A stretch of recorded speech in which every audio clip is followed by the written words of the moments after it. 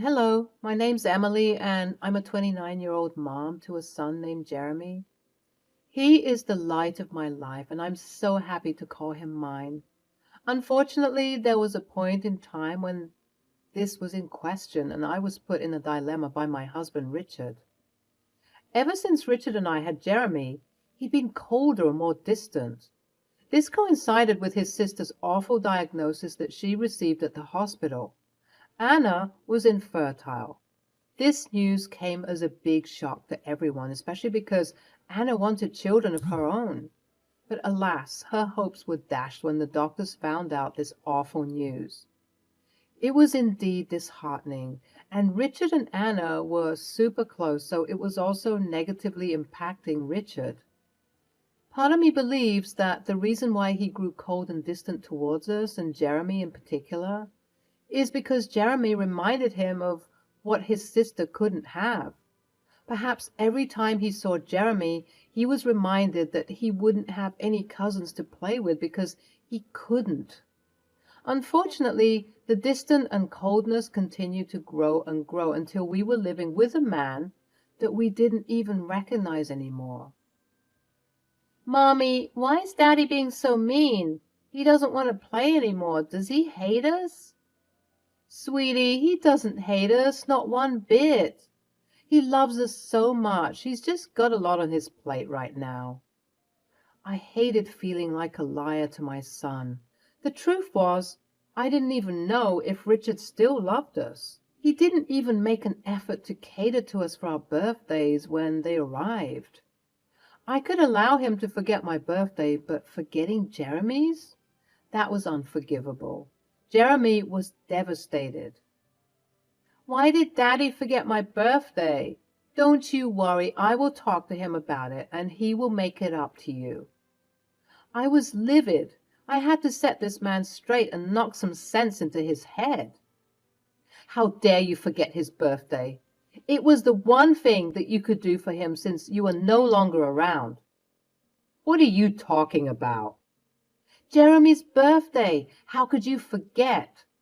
It was the one thing I asked of you. Look, I'm sorry, okay? I just have a lot on my mind. I can't bear to be around that kid. He just makes me think of my poor sister and her awful situation. I get that you love your sister and you're mourning her situation, but you also can't continue to neglect your responsibilities here at home. We have a son together. You should love him and care for him, no matter what. Look, you don't have siblings, so you don't get it. Anna is my twin sister, and I love her to death. We were supposed to have kids so that they can play together and we can strengthen our bond as siblings. So the only reason why you had kids is because you wanted to be twinned with your twin? That's one of the weirdest things I've ever heard. Why would you do that? It's our special sibling pact that we made. You wouldn't understand. So the reason why you forgot your son's birthday was that you were upset that you couldn't fulfill a sibling pact? Okay, look. I know that things haven't been the greatest between us lately, but I'm currently in the works of finding a solution to all of this. Okay, what's the solution? I'll tell you when all of the important parties in this situation are present. The next day came around and it would change my life forever. I was honestly so upset with everything that transpired this day. Richard had decided to come home from work a bit early, and he brought with him a special surprise. Hello, everyone. Emily, come see who I brought with me. Oh, Anna, lovely seeing you. It's been a long time. How have you been holding up? I've been well. I'm excited about today's discussion. Oh, Richard hadn't told me that this discussion would come so soon. Time is of the essence, Emily. Let's get straight to it. We all gathered in the living room and settled into the couches before Richard announced what I considered the worst possible thing he ever could have said to me. As we all know, Anna isn't okay. Rachel, I can't tell you how many sleepless nights I've had just thinking about your predicament. It shakes me to the core. Ask Emily. Well, okay. Yeah, I can say that I've noticed Richard has been distancing himself from Jeremy and me. Yes, yes, I have. I won't deny it. I can't deny it any longer. And it's because I figured out the solution to all of our problems. Emily, you know that the reason for my distance is because of Jeremy. I simply can't bear to look at him knowing that my dearest sister is more deserving of being a mother than I ever could be as a father. So I was talking to Anna one night, and we decided that to reestablish peace and harmony within our home, as well as making Anna happy and content in motherhood, I'll give our son to her to have and cherish. What? Isn't he such a wonderful brother? Were you two inhaling toxic fumes or something? How many fingers am I holding up? Be serious, Emily. I am being serious. I mean, what sort of question is that? Anybody who would even dare to think that doing that is okay is definitely not all right in the head. At this mention, Anna looked dejected, and of course, brother dearest had to come to the rescue. Listen, Emily, I'm not in the mood for your shenanigans. Me neither. How could you even say such a thing, Richard? What would Jeremy think? He already believes that you don't love him. What is it going to look like when you ship him off to someone who isn't his mom? But I am his mom. Excuse me? I was ready to charge right into her. The thought of her being hospitalized and me in jail flashed before my eyes, but I didn't care about the consequences. She had to be taught a lesson. Seeing the tensions rising, however, she decided to sugarcoat her preposterous ideologies. I just mean that, look, listen, Emily, you're a wonderful girl. Do you remember on your wedding night you were feeling nervous, and I told you that everything is going to be all right because you and Richard were made for each other? Well, I feel in some deep and maybe even crazy way that Jeremy is my son. My twin brother and I share many things, including soul ties. What I'm saying is, I have a soul tie to your son because my brother and I are so connected that we are practically the same person. Do you understand?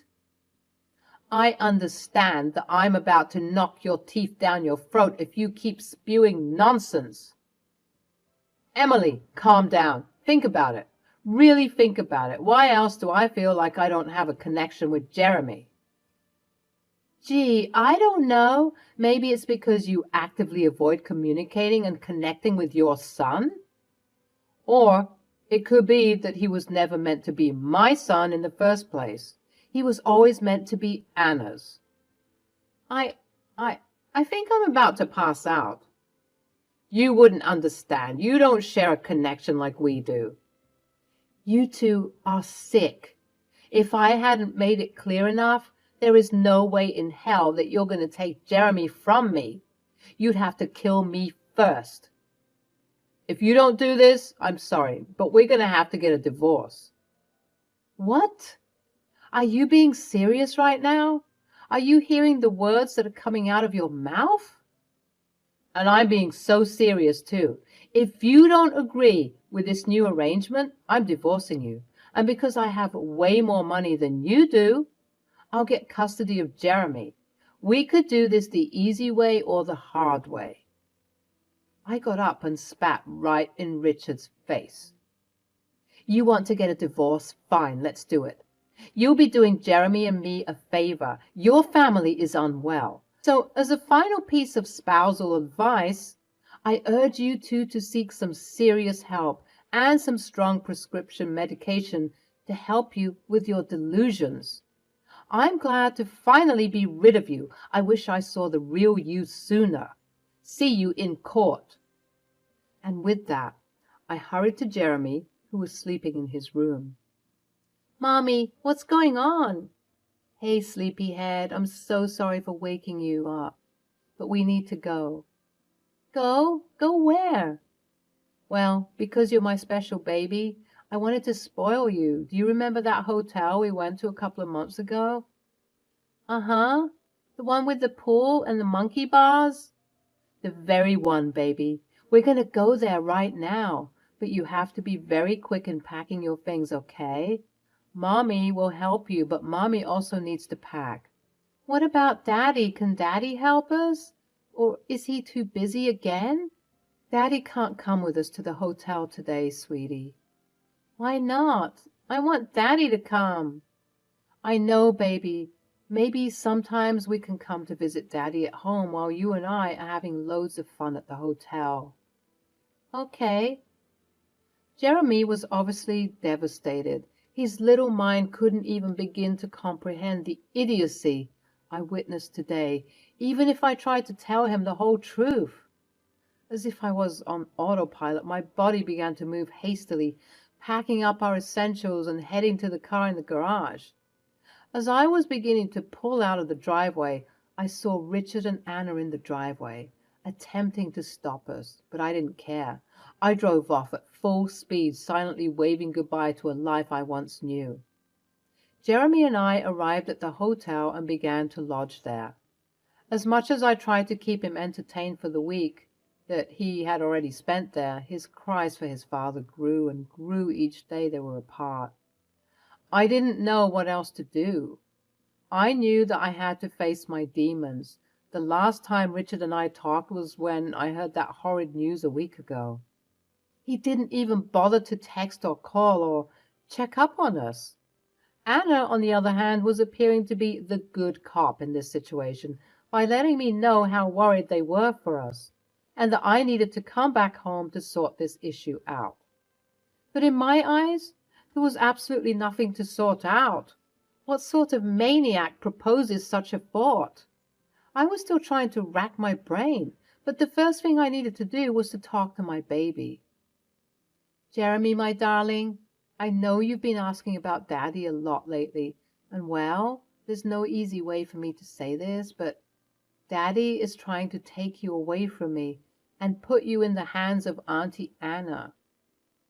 Oh, that's fine. Oh? Yeah, for the weekend, right? I want to sleep over with Daddy and Auntie Anna.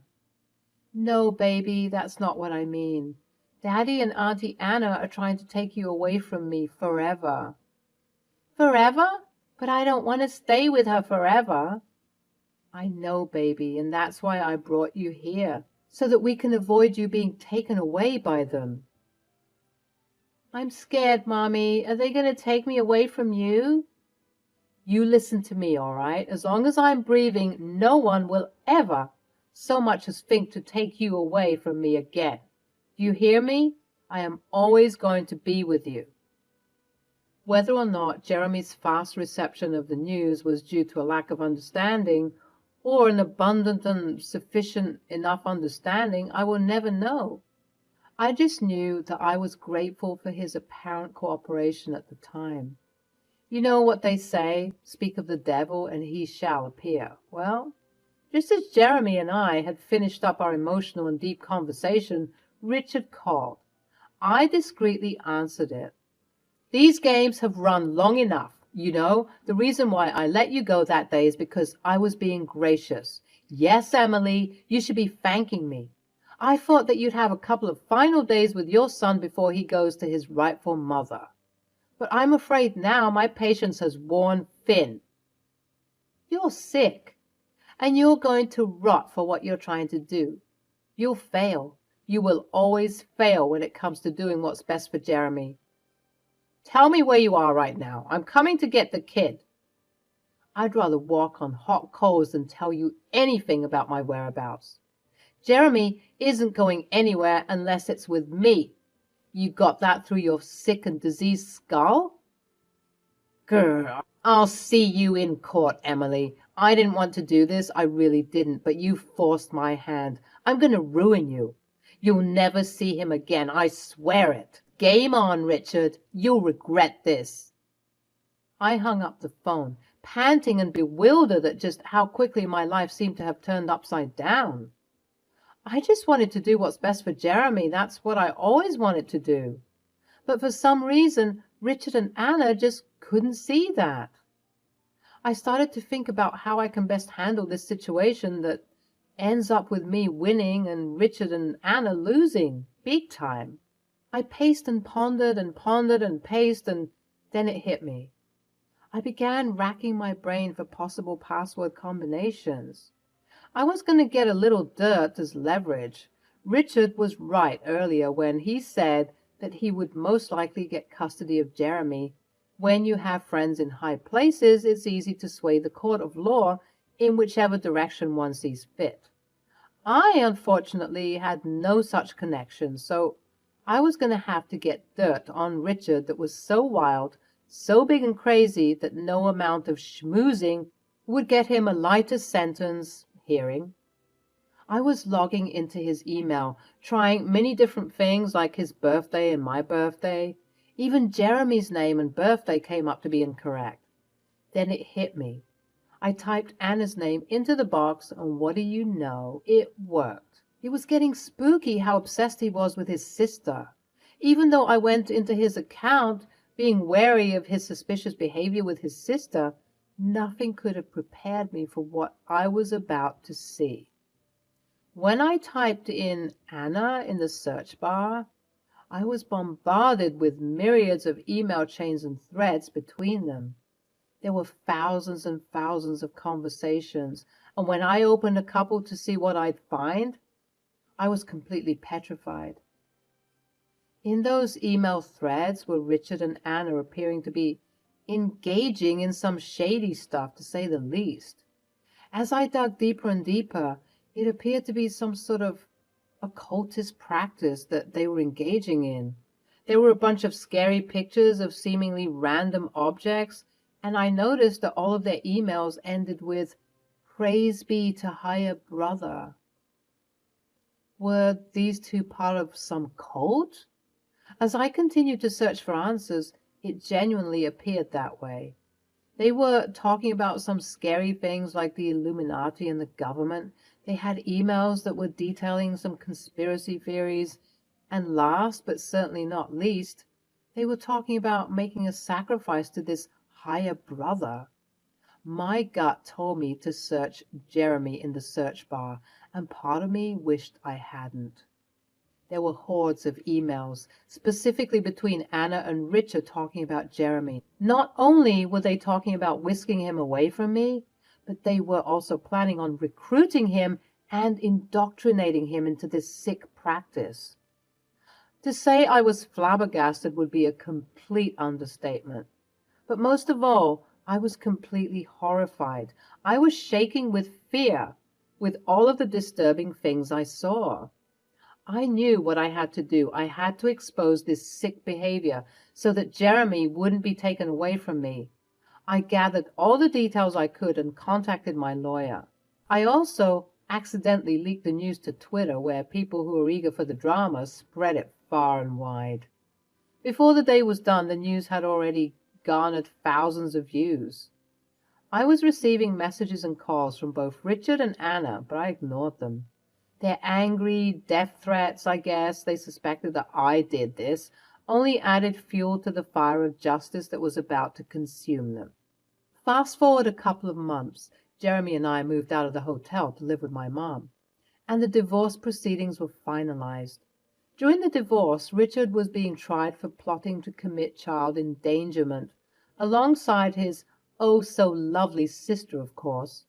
He's being tried with irrefutable evidence of what he plotted to do was so huge that no amount of bribing or schmoozing he wanted to do would help him reduce his sentence, let alone have custody over Jeremy.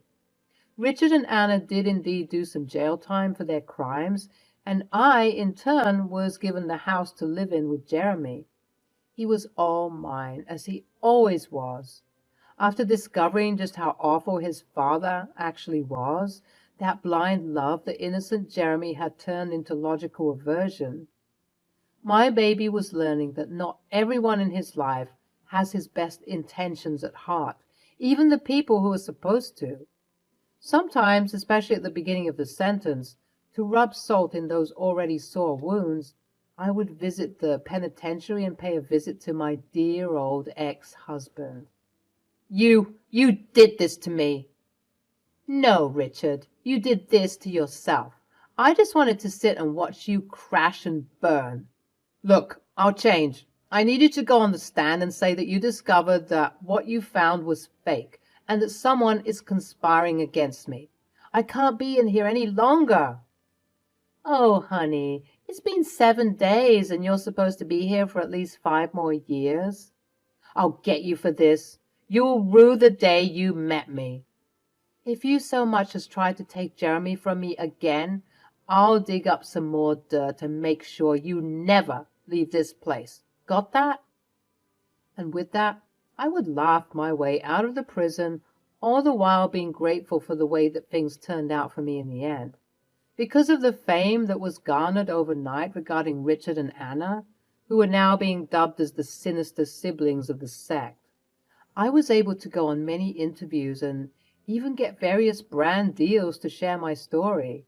I did this so that I could have a stable income to support my new single mom lifestyle, as well as obviously help those who needed to hear a story like mine. People think that this sort of thing can't happen to them. Trust me, I'm always of the belief that I was a very average lady with nothing crazy going on in her life. But here I am, surprised and shocked that something like this could happen to me. I hope you all learned something. Take care.